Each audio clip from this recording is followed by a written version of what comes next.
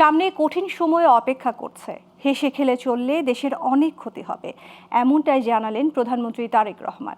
বিকেলে শহীদ প্রেসিডেন্ট জিয়াউর রহমানের ৪৫তম শাহাদাত বার্ষিকী উপলক্ষে এক আলোচনা সভায় তিনি বলেন, বর্তমান সরকার বিধ্বস্ত অবস্থায় দেশের দায়িত্ব নেয়।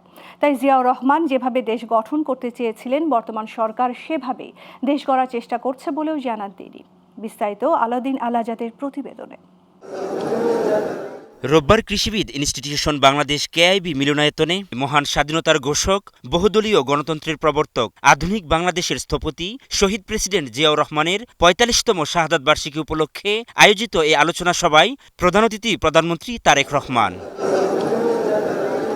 সরকার প্রধান বলেন, ১২ই ফেব্রুয়ারি ভোট সামনে রেখে ইস্তেহার ছিল বিএনপির। সরকার গঠনের পর এ ইস্তেহার বাস্তবায়ন করতে হবে। খাল খনন, শিক্ষা, শিল্পের বিপ্লব ইস্তেহারে ছিল। ১২ই ফেব্রুয়ারি নির্বাচনে জনগণকে সাথে নিয়ে আমরা একটি সফল নির্বাচন পার হয়ে এসেছি, আলহামদুলিল্লাহ। আসুন আমরা সকলে মিলে চেষ্টা করি, যেই ম্যানিফেস্টোর পক্ষে বাংলাদেশের মানুষ রায় দিয়েছে সেই ম্যানিফেস্টোকে বাস্তবায়ন করার মাধ্যমে একটি সফল সরকার আমরা সফল সরকারের কার্যক্রম যাতে আমরা শেষ করতে পারি। প্রধানমন্ত্রী বলেন, বর্তমান সরকার বিধ্বস্ত অবস্থায় দেশের দায়িত্ব নেয়। তাই সবাইকে কঠোর পরিশ্রমের মাধ্যমে জিয়াউর রহমান যেভাবে দেশ গঠন করতে চেয়েছিলেন, বর্তমান সরকার সেভাবেই চলার চেষ্টা করছে।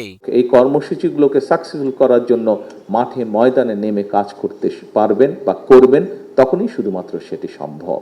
তিনি বলেন, সঠিক কাজগুলোতে সহযোগিতা করলেই সরকার সফল হবে। তাই তৃণমূল পর্যন্ত সব নেতাকর্মীকে সফল সরকার প্রতিষ্ঠার আহ্বান জানান তারেক রহমান। আলাউদ্দিন আল আজাদ, গ্লোবাল টেলিভিশন, ঢাকা। মাধ্যমে আপনি সরকারকে সহযোগিতা করতে সক্ষম হবেন।